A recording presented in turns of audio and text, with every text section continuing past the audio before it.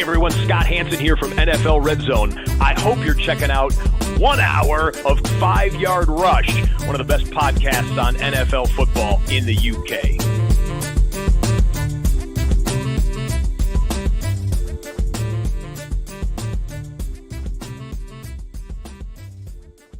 Rush Nation, here we are, 8 days away from crowning fantasy champions, unless you play an 8-team league, in which case you might have already crowned a fantasy champion, or you will be crowning a fantasy champion later on tonight or tomorrow morning. So just me this week. Stocks is away. He's off having the time of his life.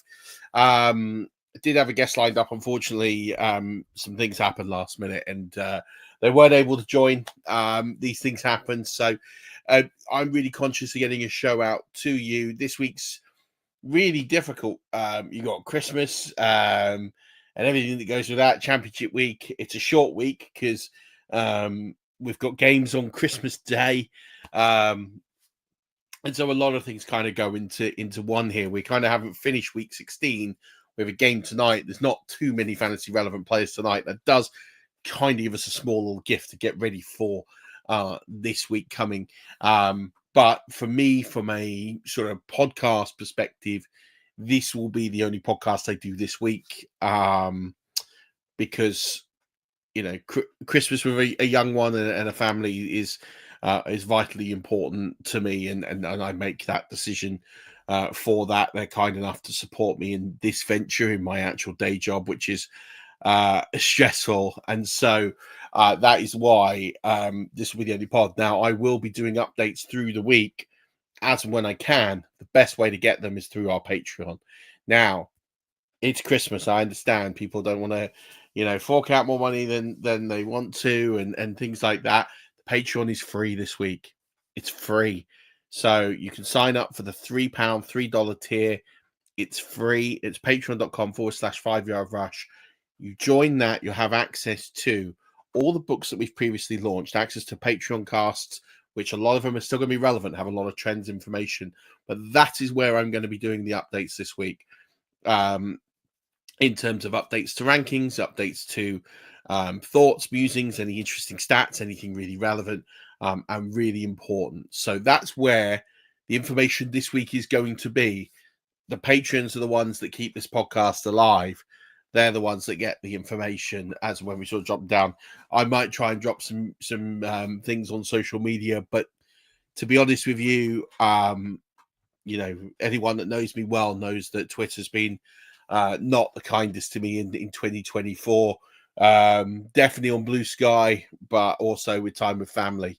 You know, for me, the Patreons are where I go. I try and answer questions where possible. Some people do ask lots of questions, and it is difficult to get to all of them in a timely fashion. So, you know, my commitment is to the Patreons. They're the ones who keep this going, and yeah, so I do always try and offer advice where I can to others, but you know, there are definitely some outlets where it becomes a bit difficult to do, and I won't check social media quite as much as I used to in the past, purely to what's happened in the past. And you see the level of messages that I get, and you'd understand why very, very quickly. I've published some of them publicly, some of them I wouldn't even dare to do, to be perfectly honest with you.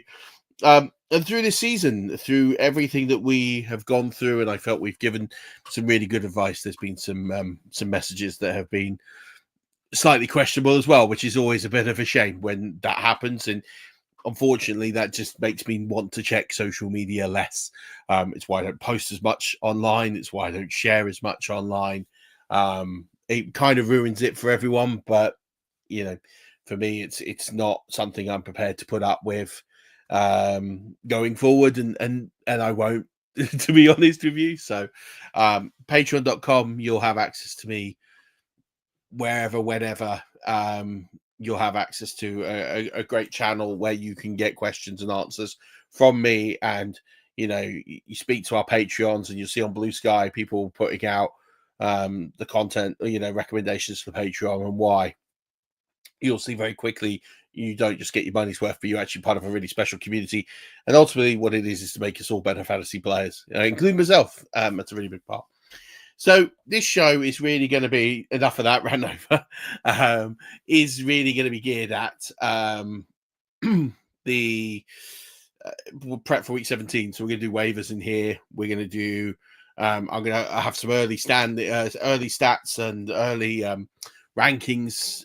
Don't take these as sort of gospel, but with such a short turnaround, I'm conscious of getting something out to people this week. So we're going to do that. We're going to dial into some of that. And then also some Christmas wishes and a couple of other bits and pieces. And towards the end of the show, I will also announce the winner of the FFCC because you cannot be caught after what happens tonight. And phenomenal person who's won it. I'm so happy that he has as well.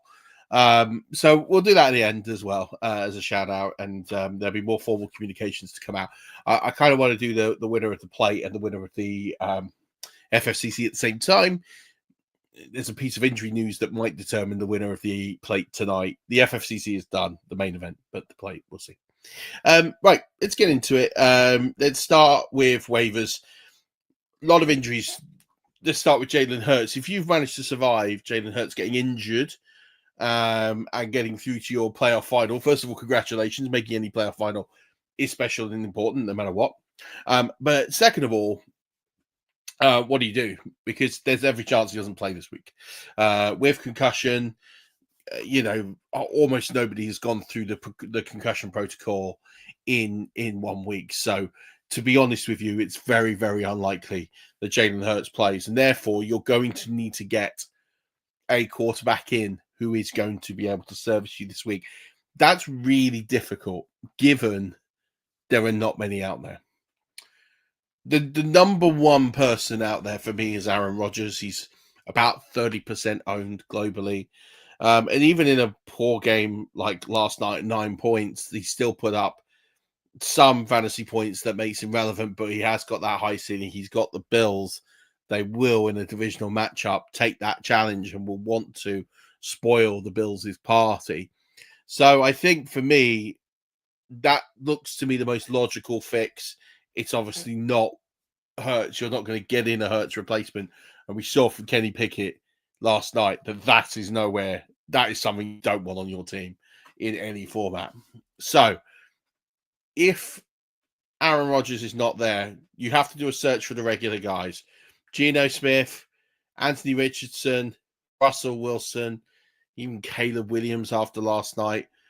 If they're all gone, Aaron Rodgers is gone. The next guy I go to is Drake May. Drake May put up a good performance last night. He's adding some good rushing numbers as well, where he is sort of averaging this season about 5 fantasy points per game, which is decent. You'll take that all day long. So there is a little something. He is behind the worst O-line in football. He has probably the worst receiving core in football. But having said that, there is a lot to him that makes him worthwhile. He's available in over 80% of leagues, so you should be able to get him somewhere. If we are still beyond there, Bryce Young is probably next on the list. You're not going to get a lot of the passing game. A couple of 100 yards, maybe like 220 is about what you can expect out of him. But he is starting to add some rushing floor.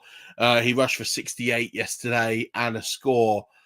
If he can continue that kind of, even like 2/3 of that trajectory, it's a pretty good place to be for Bryce Young. That might be the next option off the bank.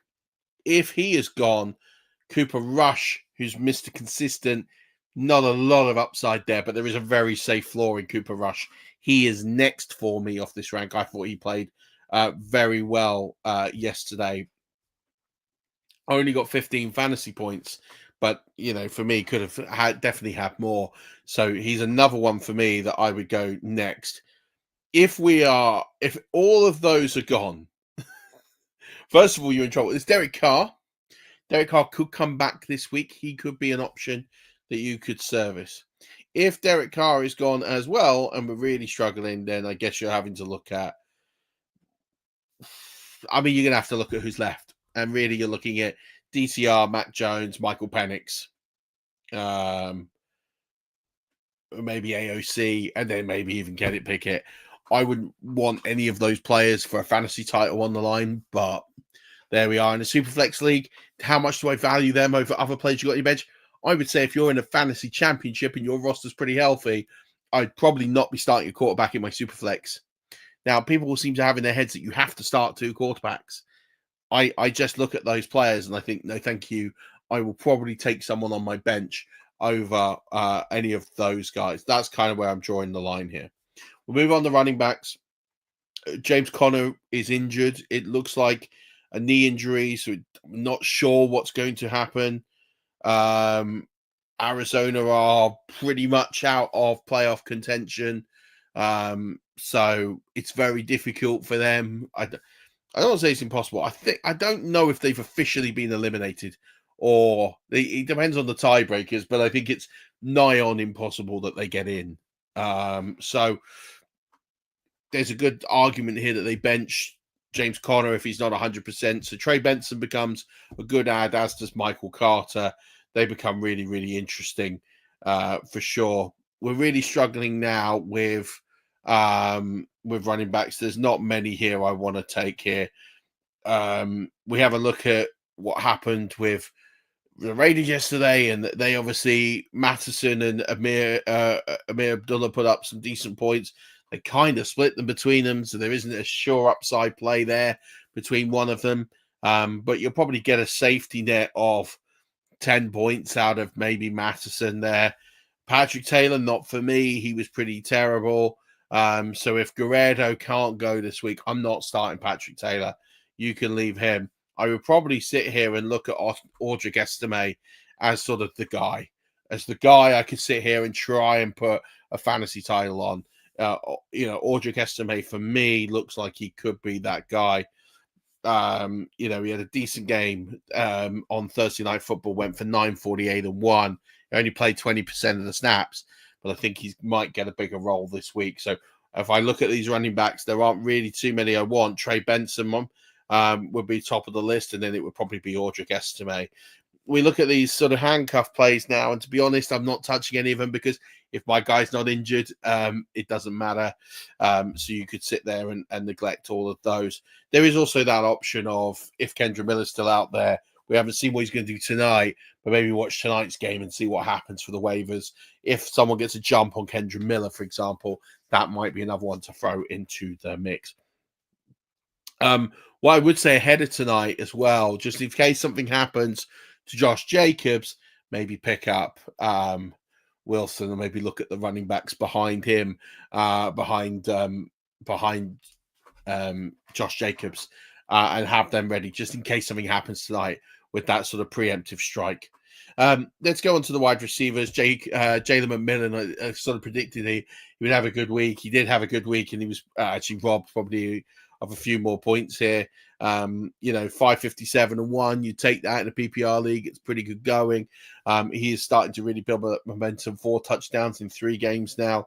And he's really starting to put it together now. And he's got the Panthers next in a must-win game for the Buccaneers. So yeah, sign me up for that.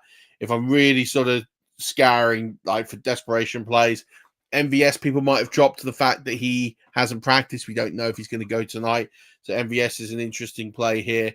Rashad Bateman has been getting in the mix. Hollywood Brown had a pretty decent outing in his first game back at 5 for 45 off 8 targets is really impressive. That's a nearly 20% target share he had, which considering he's been on the shelf for so long this season is quite impressive. Have a look at Calvin Austin as well. Less than 10% owned. He is, if George Pickens doesn't play, he's going to be the next guy out of the line there as well. So that's what I'd be looking at. If we're moving on to tight ends here, for me, there aren't too many tight ends. You can chase Cole Kmet and the touchdown, nearly 50% owned. You can chase Hunter Henry.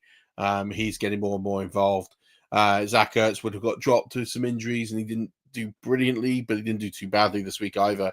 You can have a look at him. Brendan Strange was pretty much out in the cold. So if you want to take a flyer on him, he's a high variance play, high risk play as well, but not someone you want to necessarily be banking on too much as we get into it. if we're starting to look at other targets now, I mean, we're kind of at the stage now where you should have your defenses sorted out. You shouldn't need too much more help in that area. But if you do, then we can try and help out there as well.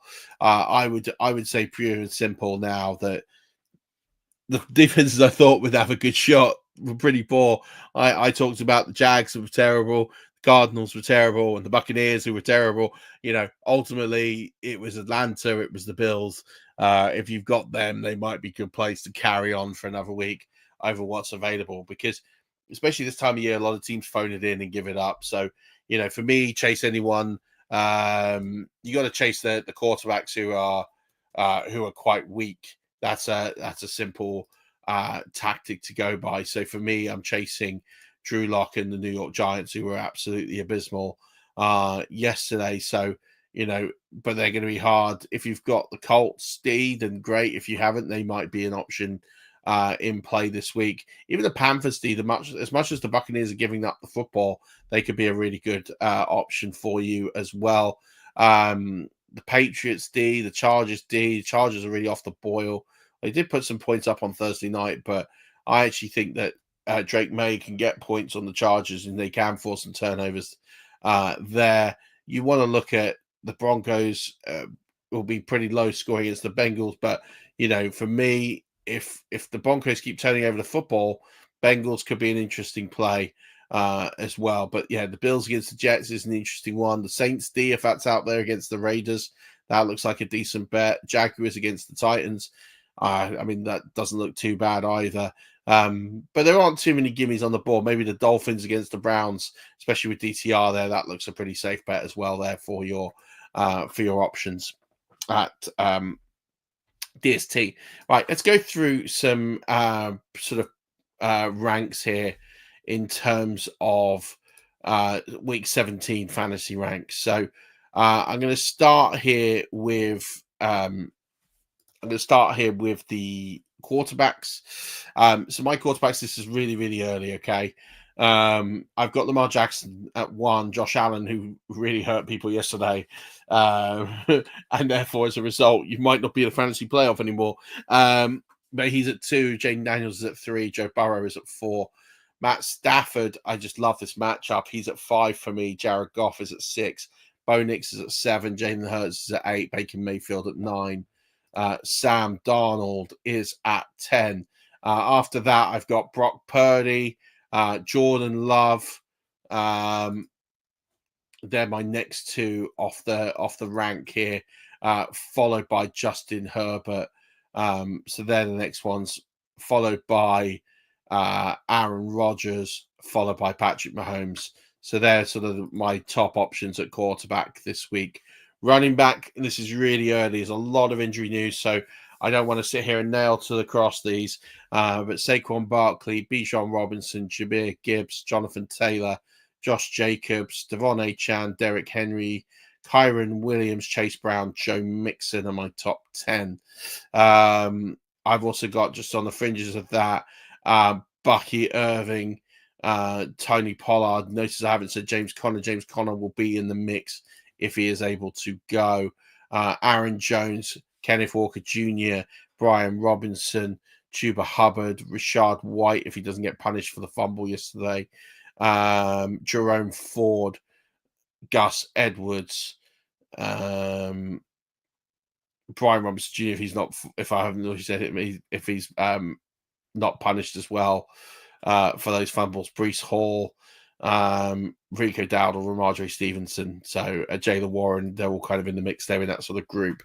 So that's where I am with those. Wide receivers, Justin Jefferson, Jamar Chase, Puka Nacua, Nico Collins, Amon St. Brown, AJ Brown, Devontae Adams, Jackson Smith and Chigba, Mike Evans, Cortland Sutton are my top players, followed by Terry McLaurin, Lad McConkey, CD Lamb, T. Higgins, Cooper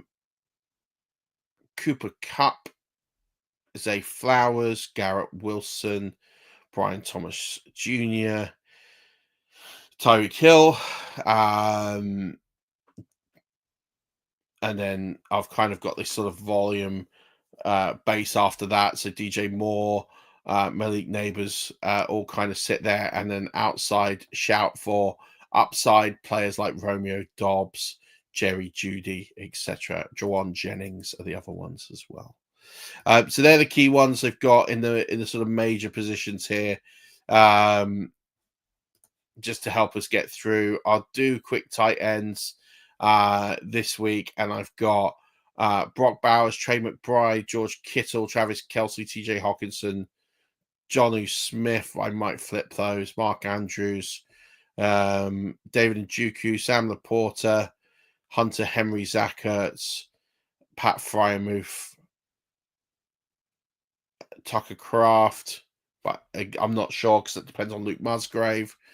Brenton Strange, Jake Ferguson, Kyle Pitts, Juwan Johnson, K. Dotton is where I'm at with the tight ends. Early doors. More to come, and I'll publish more on the Patreon this week as well. So that covers all the rankings. That covers off. That covers off everything that I kind of wanted to get into, I think. I guess really just some final pieces from me. Obviously, Jerome Ford was a great pickup. He had a monster game. Jaden Daniels, monster game. You hope that momentum really carries through. Jonathan Taylor, of course, had a huge game, especially with that 70-yard TD to start the second half. Chuba Hubbard was great.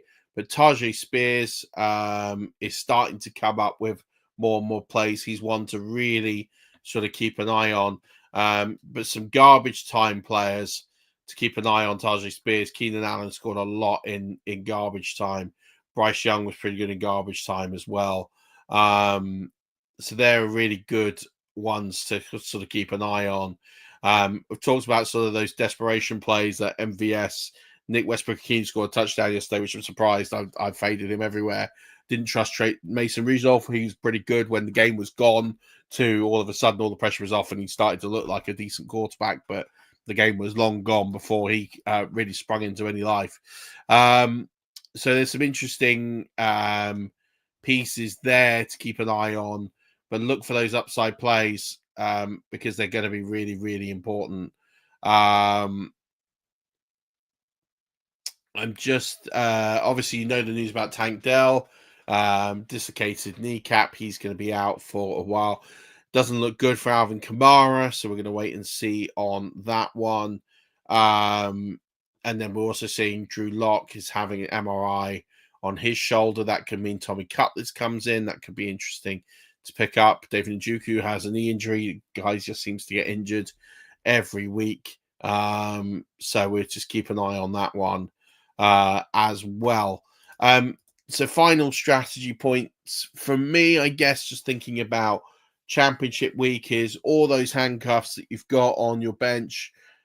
They can go now. You don't need to worry about it unless there's a miraculous injury in the next 3 days. But the Blake Corums of this world can go. Isaiah Davises of this world can go. Really, you only want to handcuff the players who are currently on the injury report. So right now, what you want to do is look at your opponent in the final and start blocking their paths. If they've got issues at quarterback, pick up all the quarterbacks. If they've got issues at running back, pick up all the top running backs. Just load your bench with anyone that could be used as a blocker to stop you from winning your league. That's really the optimum advice now. I've given this advice 2, 3, 4 times now this season. I'm going to give it one last time, which is just very much look at that lineup. You're not going to have more than 10 or 15 championship lineups. So if you do, and you're only going to have those if you're a real degenerate, then it should be pretty easy now to just start studying those lineups. They're your priority. They're the ones that should be the top of your sleeper list. They're the ones that you start managing. Literally look at each individual matchup you've got tomorrow to really zero in on all of those and tie them up and make sure that you have blocked off your opponent where possible. Look at where, if you've got the majority of the fab, look at what the differential is between you and your opponent on fab. If they haven't got any fab left, put fab on anyone they're likely to pick up and load your bench and just literally load them up so they don't have an option to pick up anyone they want to pick up. So if they lost Jalen Hurts and won, great, target all the quarterbacks, leave them with the worst possible option they can go for. If your bench has 6 quarterbacks, it's 6 quarterbacks. Ultimately, if you have a decent wide receiver on your bench and they're stacked at wide receiver and they're not likely to pick up that wide receiver and that wide receiver is not going to play, it doesn't matter. Then, you can drop them. The value of that player is less if they're not going to be in the lineup against you. And that's what's really key. Anyone that's on your bench is expendable. If you need to stack multiple defenses, do that. If you need to stack multiple tight ends, do that. It's really load up. It's the tactical play to win leagues. It happens year on year. If you do it right, it might net you a fantasy championship. This is going to be so crucial. If you are in a league where you don't have fab, first of all, check with your commissioner who is allowed to pick up players.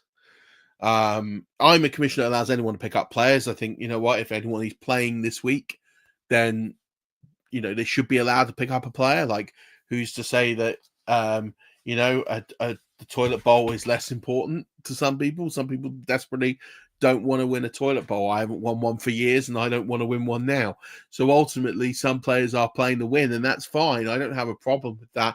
I know other leagues do. So check with your commissioner what the rules are around this and have a sense on who's going to be bidding for what and the priority orders, and make sure you try and get as many players as you can. And then the second those waivers clear, it's normally about 8:05 a.m., then you make sure you're online and you start adding everybody and really detriment and really hit home those places where you can hit hard and damage your opponent. That is going to be absolutely crucial.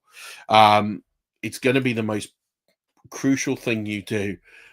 Tomorrow, I know it's Christmas Eve, but really take that time. And I know that the waivers clear on Christmas Day. That's going to be even harder to get online.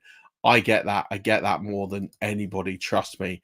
But if you can find some time Christmas Day, go to the toilet for 10 minutes, then try and do that. Because that's going to be really important to do, and just get the better off on your opponents. Last one from me, and I want to congratulate a pretty special individual. So we have, as I said at the top of the show, we have our FFCC winner now. Tonight doesn't matter. It's all over. Mathematically cannot be caught.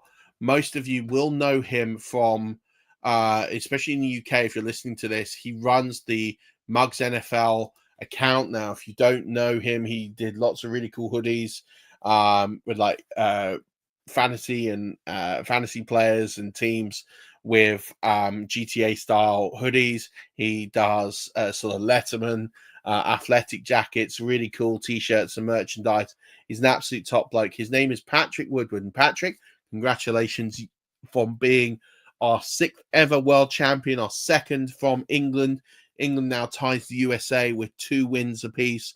We also have a winner from Scotland and a winner from Norway. So congratulations, Patrick, a worthy winner of our FFCC competition. And you are now, my friend, a world champion. You beat the largest ever field in FFCC history, over 336 players, I think it was.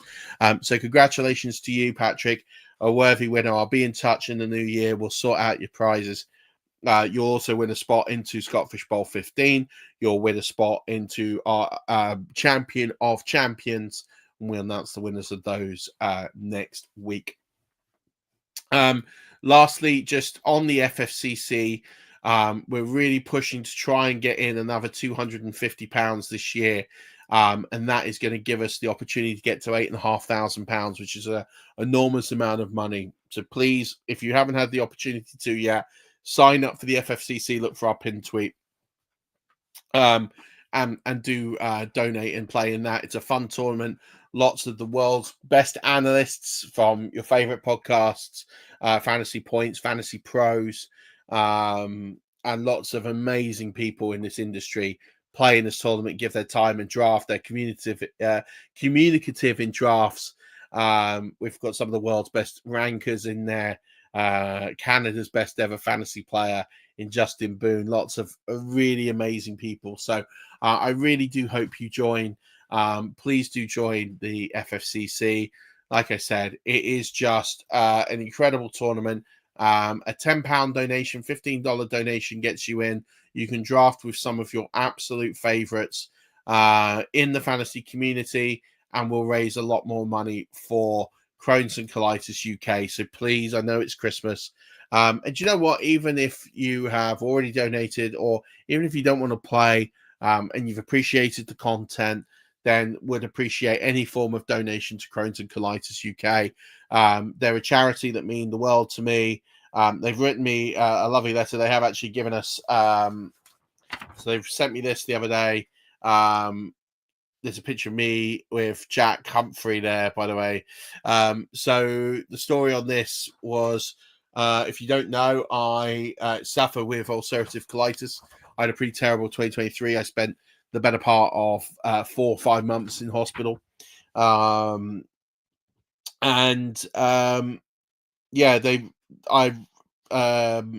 raised money for them this year.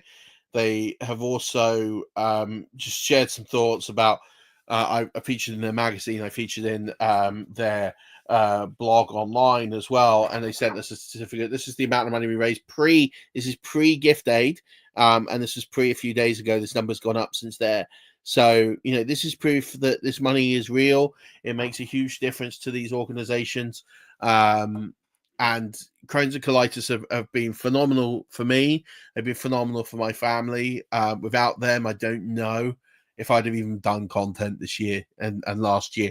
And that's being brutally honest with you. I don't think I'd have been in a position to do so. So those people mean a lot to me, and I appreciate everyone that has donated anything. So, if you're looking for a cause to give to, or you've won some money in fantasy contests because of the advice you have received on this podcast, a small donation appreciation to Crohn's Colitis UK would mean the absolute world to me and my family. That's going to do it. Thank you so much for tuning in.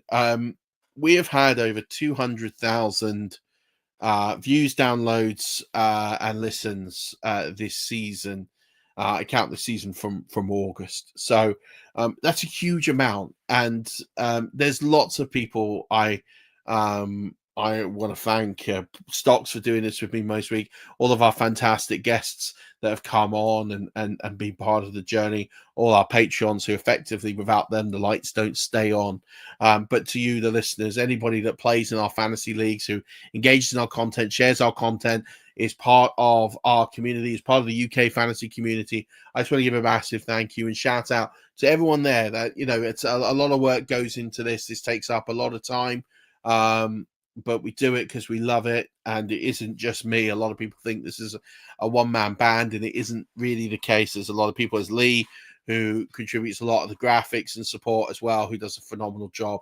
So there's many people that contribute to a podcast like this. You don't get to sort of 900 odd podcasts without having amazing people listen, amazing people tune in, amazing people giving insights. I know at the top I talked about social media and a lot of the crap I've had, and even this season to have had some, which is frustrating. But to be honest, it's also been outweighed massively by the amount of people who have sent messages of support, but also just sent messages of thanks. And my piece of advice to anybody: if you listen to a piece of content, I'm not saying ours, but if you listen to a piece of content from anyone, whether that's Fantasy Pros or Fantasy Points, all the way down to small independent podcasts like ourselves, like the Fantasy Sanctuary, like anyone else really that's doing fantasy content, NFL content,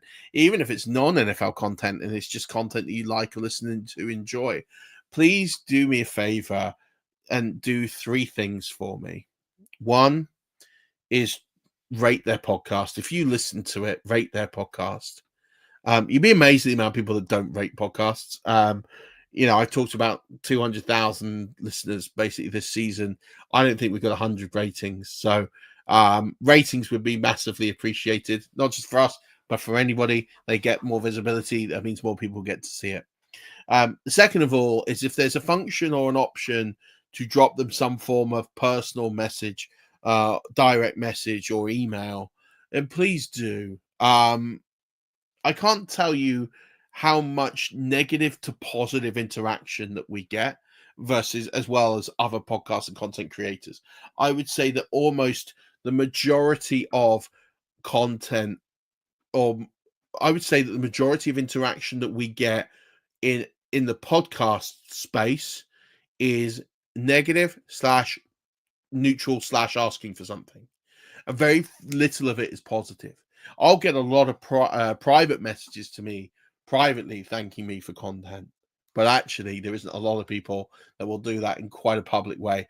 I will shout out one of our patrons, Danny, who did that this week, and it meant the world to me that someone did that. And I'm not sitting here and I'm asking for 30 people to do that now, right? I'm not asking for a personal validation here, because the numbers of people that listen are that validation that I know we do good. But I can't tell you that sometimes it can feel like, and again, this isn't just for us, it's any content you listen to. I guarantee you those content creators have days where they sit there and think, is this even worth doing? Is this even worth just trolling out for? And even if they're getting paid, then, they're still having those days. But especially those that are doing this as a passion project, as something that they love doing, and are trying to just create a bit of good in this world, do me a favor, give those people just a little note of time. Take 2 minutes, take 3 minutes, record a voice note, whatever it is. If you're not good at writing stuff, record a voice note, send it to them, and just say thanks. It would mean the world to them. I'm going to do that. That's my mission for tomorrow. I'm going to carve out some time, and I'm going to send out some messages to some people to say thank you for their content and everything that they've done, as well as also some friends for messages of support. And the third thing is just over this Christmas period, it's a stressful time. It's a stressful time for anybody. Be kind. Treat people with respect. Treat people with kindness. Enjoy the time with your family. Switch off, unwind, enjoy. And if you win a fantasy championship, celebrate the heck out of it. Really go to town and celebrate it. Doesn't matter if it's a home league of 8 people or a major tournament of 300 plus to 5,000 plus people. Celebrate that like you've never celebrated before. Every fantasy win in a fantasy league is special. Enjoy it. It takes a lot of work, a lot of luck, and a lot of skill to get there. So we celebrate every win and make the most of it. That's it. Have a phenomenal Christmas. I really hope, from my family to yours, that you have a phenomenal Christmas, that you're able to spend time with loved ones, to relax, to enjoy it, to enjoy the great sport that we're going to have over the next few days. Enjoy watching teams clinch playoff spots or number 1 seeds or even number 1 draft picks. And then we're going to hit it up early in the new year. I don't know when we're going to pod. I need to speak to Stocks and see when he's back. It will be after New Year's Day. After all, with no... I don't know anyone playing a Week 18 league. If you're playing a Week 18 league and you need something, then, join the Patreon and I will endeavor to sort you out with some Week 18 content. My last Fantasy Pros column will come out on Wednesday or Thursday for the season. That's the wide receiver cornerback matchups. So make sure you check that out. But I think that is really going to do it. It's been a whirlwind of a year. It's been a crazy year. Last Week 16 was just absolutely nuts, where players who had done nothing all season went off. It was a high-scoring week. A lot of underdog teams performed really well. A lot of heavy favorites went out. Some of my heavy favorite teams went out in the semifinals this week, and some of my pure underdog teams ground out victories. So that was the nature of Week 16. I expect the same in Week 17. It is a marathon, not a sprint, but we are approaching the home straight, and we're going to hit the finish line in the next 8 days' time. So until then, Rush Nation, enjoy your Christmas. Merry Christmas. If you do not celebrate Christmas, enjoy your holiday period. Whatever you celebrate, enjoy it. Take the time off, and whatever you do, keep rushing.